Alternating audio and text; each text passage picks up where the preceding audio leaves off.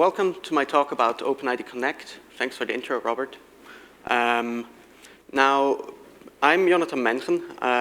I'm Männchen on GitHub and a lot of other places online, and I'm currently based in Switzerland. And as Robert already said, I'm part of the Erlang Ecosystem Foundation of the Security Working Group. And I've been using Elixir and Erlang since around 2016, and I'm currently working as tech lead at Systema, which is an insurtech startup also based in Switzerland. Now, before I dive into the technical details of this talk, I'd like to introduce you to how I landed up speaking here in the first place.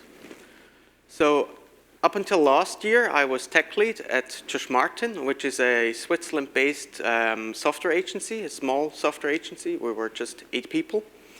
But we did a lot of projects that involved OpenID Connect.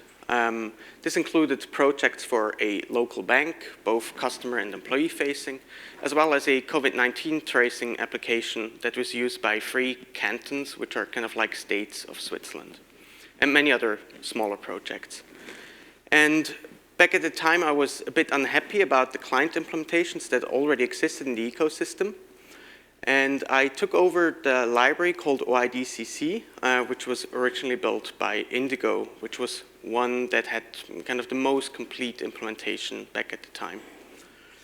However, I didn't really have the time to spend on this library to really get it to a state that I liked. And so I approached the Erlang Ecosystem Foundation for a stipend to actually do that work. Unfortunately, that didn't work out for financial reasons. But when I switched jobs last year, I had a gap in my employment and I could actually pick it back up. And so I implemented a complete new version of that library last year. I already introduced the library a bit more publicly together with Lars and Beam Radio. And as part of the stipend, I also promised to actually deliver a talk on that topic, which is why I'm standing here right now. Now, what am I actually going to talk about today? I'm going to give a quick introduction about OpenID Connect itself, what it can do for you. I'm going to talk a bit about the use cases of why you would want to use OpenID in your systems. I'm also going to talk a bit about security, some of the security measures that OpenID implements so that it's actually a secure thing for you to use, as well as an introduction of how you can use it in your projects on the Beam. Now, to start out, what is OpenID Connect? OpenID Connect is a protocol or a specification to provide logins to your applications. When I say logins, I mean both authentication, so confirming who a user is, as well as authorization, so what can that user actually do. OpenID Connect is based on the OAuth 2 specification. Now, why would I want to use OpenID in my projects? OpenID has a few advantages. One of them, the most kind of known one, is actually single sign-on. So if you want to implement multiple applications that share a login, for example, if you have multiple applications for your company, and you don't want to have 10 different user management systems, then OpenID can provide that to you. OpenID is also a very secure protocol because a lot of consideration went into security when designing that specification, but also because a lot of these providers that you're going to use to provide these logins for you are quite proven systems that implement lots of security measures like two-factor authentication using various methods. Another big advantage is that it's actually standardized very far. And this allows you to implement multiple login providers into your application with ease. Also, if you ever want to switch a login provider later on, and you're not using any of the proprietary features that these providers might offer you, then it should be relatively trivial to switch out implementations later on. User consent is a very central part to OpenID. So whenever you're requesting a login from an application, the application actually has to specify what information about the user it actually wants to retrieve. And when the user is doing his login, he will have to confirm that he consents to all of these things, leaving him in control of what he actually wants to share with the system that he's logging into. OpenID Connect is also a token-based protocol or specification. On each login, you're going to get multiple tokens. These include usually an ID token, which contains information about the user and therefore authenticating the user. It includes an access token that you can use to authorize, for example, API requests and stuff like that. And if you request it, it will also include a refresh token that you can use to refresh all these tokens without any interaction later on from the user himself as soon as they expire. It's not technically part of the core specification, but a lot of OpenID providers also support so-called federation, which allows you to implement logins with just one provider, and that provider can then delegate that to further systems. And that also cross standard. So you could have some social providers that you're using, but also a SAML provider from a company that is doing business with you, or an Active Directory and stuff like that. And it really takes all of that out of your application, so you don't have to care about how this login actually works in detail. In some cases, you also have to use OpenID, and this is specifically if you're using any external APIs that are themselves secured using OpenID. So as an example, if you would like to save an invoice in your user's Google Drive, then you're also going to have to use the Google login to actually get the token to do so. And so yeah, in these cases, you're going to have to implement OpenID. Now, what are some of the example providers that you could use for your applications? They generally go into two categories. There's the ones with existing user bases. These are often also referred to as social logins. This would, for example, include Google or Microsoft Entra or iCloud and stuff like that. And then there is the ones that you can use to provide your own logins, your own user base.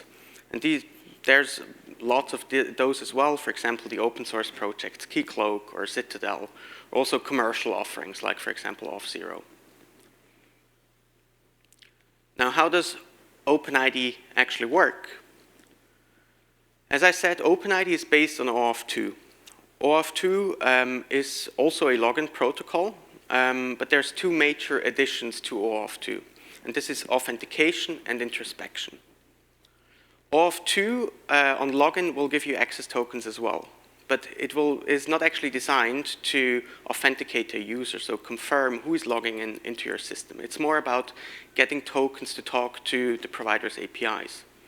And OpenID kind of formalizes that by introducing those ID tokens that authenticate the user as well. Second is the introspection, which every OpenID provider will expose a URL where it will tell you about itself. All the endpoints you can use, what it supports, the cryptography you're going to have to use to validate the tokens, all of those kind of things. That allows you to set up a client with very minimal configuration, since we can just ask the provider to tell itself about it, and we can then choose the features that both of these parties actually support. There's lots of different grant types or so-called login types.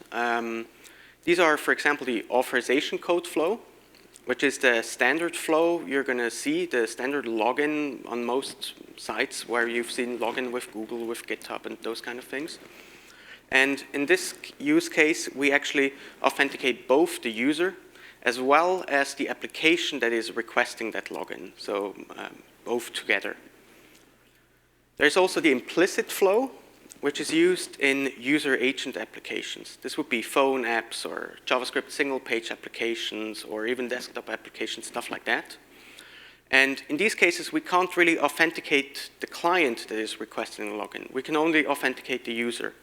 And the reason is we would have to include the secrets of the client in an application that we're distributing to the user agent, and therefore we're kind of leaking the tokens directly. And this is why the implicit flow was made. However, nowadays, it's a bit outdated. It's still used in quite a lot of places, but it's recommended to use the authorization code flow as well. But just leave out the client authentication. and instead use a CSRF protection protocol called PXE. There's also so-called hybrid flows. These allow you to kind of mix and match between the two I already mentioned. So you could, for example, have a phone application that receives an ID token, so we can read the name and the email address and, I don't know, a profile picture on login. But we're also getting the authorization code that a backend system can then use to exchange tokens by itself. Some completely different use cases are the client credential flows. In this use case, we're only authenticating the client, but not the user that is logging in.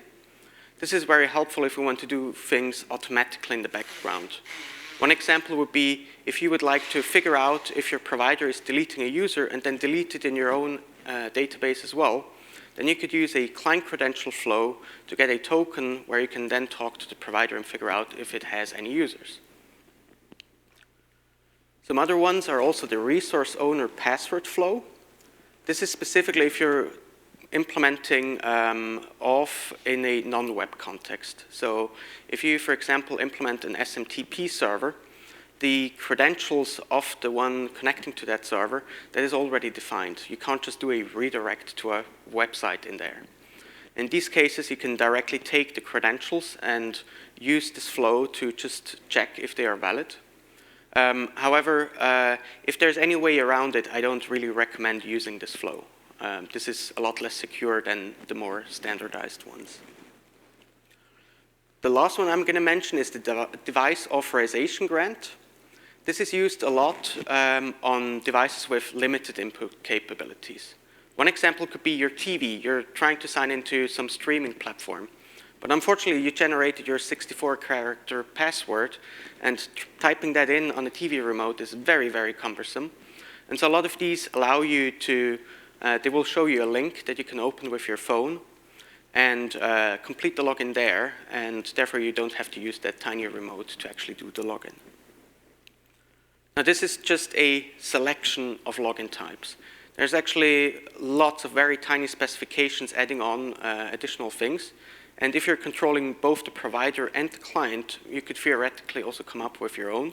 But these should cover like 99% of the use cases that you should actually face with OpenID. Now, how does the standard flow or the authorization code flow actually work?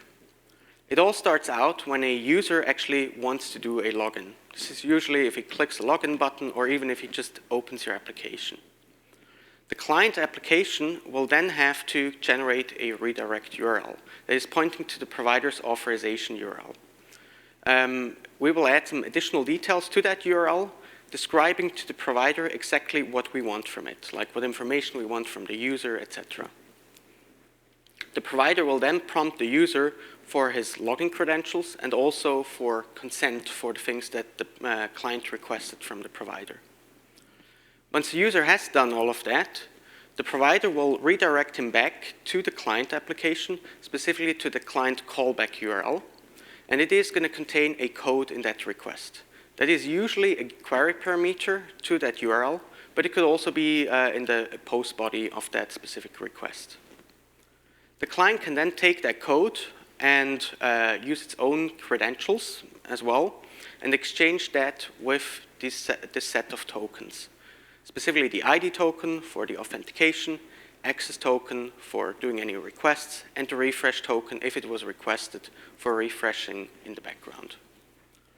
As soon as the client has all of that, it will do some checks to make sure everything was valid and everything was done correctly. And then you will usually store this in a session or something like that, and the user is actually logged in. Now, since we're in the authentication space, how secure is what we're doing here actually? OpenID Connect is defined by the OpenID Foundation, which is also organized like the Erlang Foundation in working groups. Currently there's like 12 different working groups working on different scenarios, mostly around security of this protocol as well. Now these working groups, they actually define additional specifications or security profiles that we can implement. The most important ones are just the core specification. this is already very comprehensive. It contains a lot of security features. But unfortunately, a lot of it is also optional. So a lot of the clients out there also only implement bare minimum to get through and not what is actually supported. And therefore, it's also not the most secure implementation. There's also more strict security profiles, like, for example, the financial API security profiles, which are specifically used to secure high-value targets, like, for example, online banking logins and stuff like that. There's also the enhanced authentication profile, which is all around how sure is the provider that the user is actually who they say that they are. So there could be different levels, like did we just confirm an email, or do we have an ID, or yeah, how sure are we? Now this is just a selection of things that they are working on. Like I said, there's 12 working groups all doing their own thing, so if you're interested, look it up. With OIDCC, the library I'm talking about today, we're implementing most of the financial API standard, and we're completely implementing the core by now. Now, what are some of these security measures that are contained in all of these standards? There's lots of parts around signing requests and responses, just to make sure that nothing was altered between the provider and the client.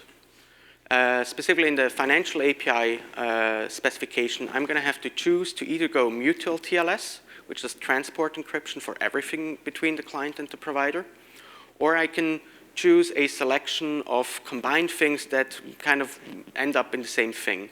Specifically, there's char, charm, par, and rar, which are all standards around signing JSON response bodies and form post bodies. And instead represent them as JOT tokens that can be signed and or encrypted. There's also PXE, which I already mentioned, which is the CSRF protection for the authorization code flow. There's also lots of client authentication methods. So instead of we can just send a basic auth header with the client credentials or a post body that contains it. But you can also go a lot further and actually include JOT tokens that were signed either with the client credentials or pre-agreed upon public-private key pairs and stuff like that. Also very interesting is, I always forget the name, demonstrating proof of possession, or DPoP, which is here to actually bind access tokens to a client that has requested it. Normally, if for some reason an access token is exposed, for example, because you put it in your code on GitHub, that would be a huge problem, because anyone using that token can actually pretend to be you and talk to that provider until it expires. But with DPoP, every time you use a token, you actually have to prove that you're in possession of the client credentials of the client that has actually requested this token. Now, how can you actually implement OpenID in your projects? There's multiple implementations already around for both provider and client on the Beam. If you're interested in providers on the Beam, there is a project called Boruta, which you can check out. However, since this is an HTTP-based protocol, you're not actually required to have everything on the Beam if you don't want to, so you can also use any other provider that is out there and conforming to the specifications. Now, the reason that I built my own client or rebuilt a client is that I had certain requirements that I wanted the client to fulfill so that I actually want to use it. I wanted to support the complete OpenID core standard. And a lot of the clients that were already out there were either not validating any of the tokens at all, or they were just implementing small parts of the specification that just the author of that library needed at that moment. But instead, it was very important to me that we implement all of it so that it actually works in all of its designed use cases. I specifically wanted to include any of the optional security features. So if the provider supports it, I want to support it as well, so we can really have the most secure way to communicate. I also wanted the library to be fully conforming to the specification.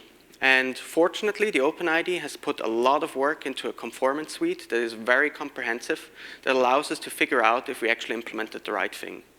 They also have a certification program that allows you to certify that you're actually conforming to the specification, which really helps users that are looking around for a good library, because they will now know that this implementation actually implemented all of that.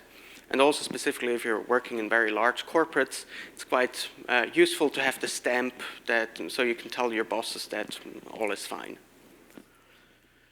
Lastly, it was very important to me, since OpenID offers this introspection feature and we can figure out what all the security features are that the provider supports, that we're actually using them. Now, this is why I did a complete new version of OIDCC. It's hosted on the ERLF GitHub organization. And it directly comes with a set of companion libraries so that you don't have to implement everything around it yourself. There is a Cowboy companion library that allows easy integration into Cowboy by offering both middlewares and handlers for you to implement or to include in your applications.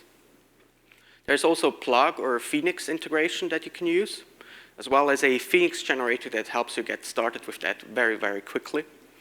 And lastly, thanks to Paul Swartz, there is also an UberAuth integration. UberAuth is a quite popular, I would say, authentication library for Phoenix. Now, how can you actually do that in practice? First, we're going to have to install OIDCC itself, and then depending on your stack, you're also going to want to include one of the companion libraries. This library is completely dual managed Erlang and Elixir, so depending on if you use it with Mix or with Rebar, you're actually just going to get the Erlang parts or the complete Elixir parts with all its niceties that come with it. Now, once you actually have the stuff installed, you're actually going to have to register a client with a provider so that you can log in. To do that, you first need to choose who am I going to work with here. Do I install my own provider? Do I use a Google login? How am I going to handle that?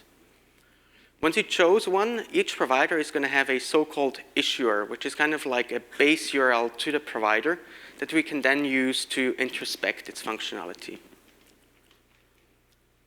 Then we actually will have to register the client. When we're registering, we're going to have to tell the provider about the URLs we're going to use in our own application.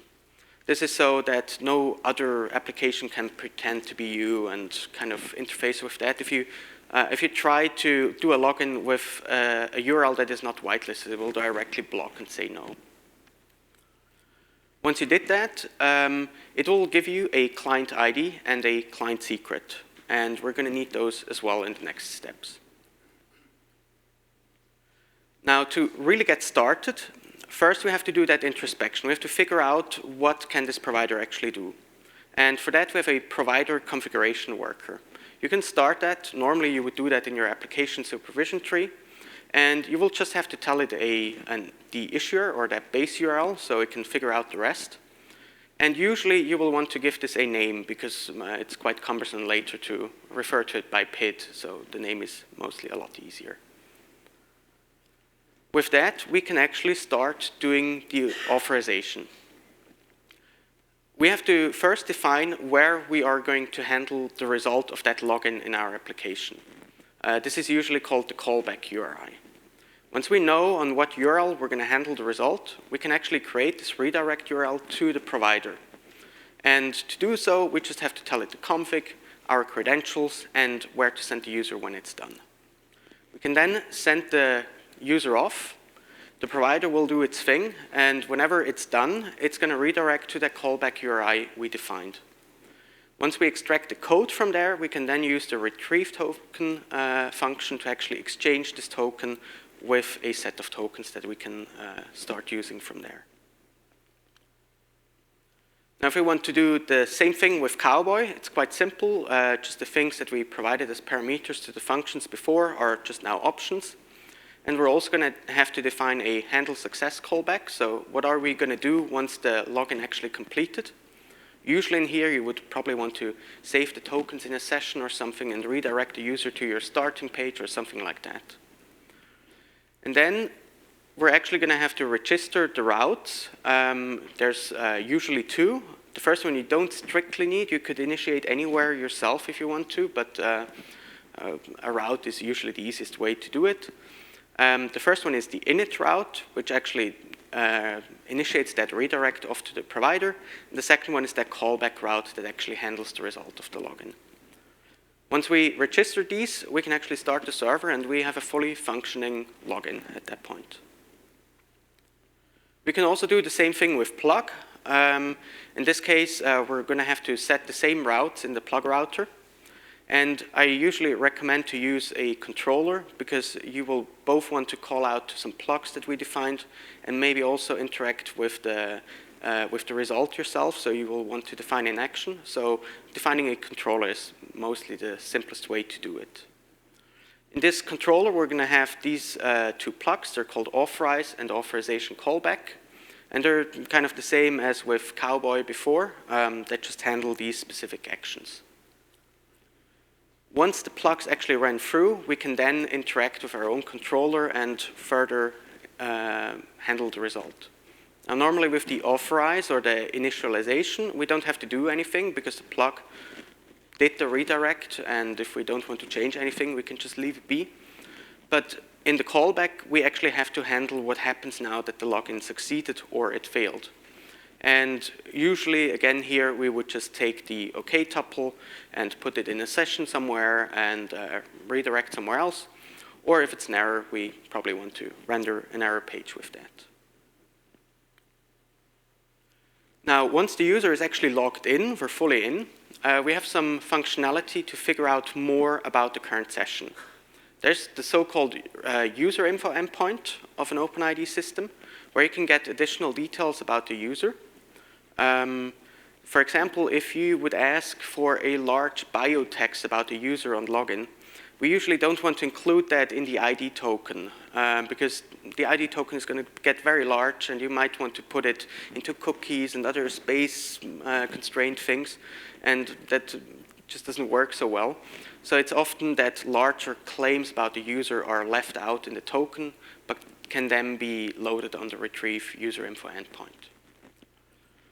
Also, if you want to figure out additional details about the access token you got, this is specifically useful if the access token you got is actually an opaque token, so you don't know what's in there. It might just be a UUID. Then the introspect token endpoint can give you additional details about the contents of it. Now, once the user has been active in your application for a while, at some point, the tokens that you got on login, they are going to expire. And it heavily depends on which provider you're using and how it is configured. But that might be anything from a minute up to like a year until these tokens expire. And once they actually do expire, you're going to have to decide how you handle this. The simplest thing is probably to just send him off and do the whole login thing again, and everything's fine. However, if you have huge forms in your application, and then the user is somewhere in the middle, and now we have to persist that somewhere, go do the login and do all of these things, that's quite complicated. And so we can also opt in to do the refresh token workflow, where we ask for this refresh token on login, and then later on we can always just refresh without any more interactions. Now, all of this looked at if you're implementing login in a normal web application, a server-rendered context, or maybe live view or something like that. But in a lot of cases, you actually don't have that just one application that is doing its thing. You often have multiple applications working together. Like, for example, you might have a phone app that is doing that login by itself on the phone, and then you have an API behind it that is actually delivering all the data. And these use cases, you usually want to do the login in, for example, Swift on the phone. And on the API that you're building with, for example, Phoenix, you only want to validate that the login that it got on the phone is actually valid. And for these use cases, you can also do API token validation. The library already supports that using 3 different techniques. The first one I'm going to mention is actually not standardized, but it's used a lot, which is a JOT token verification.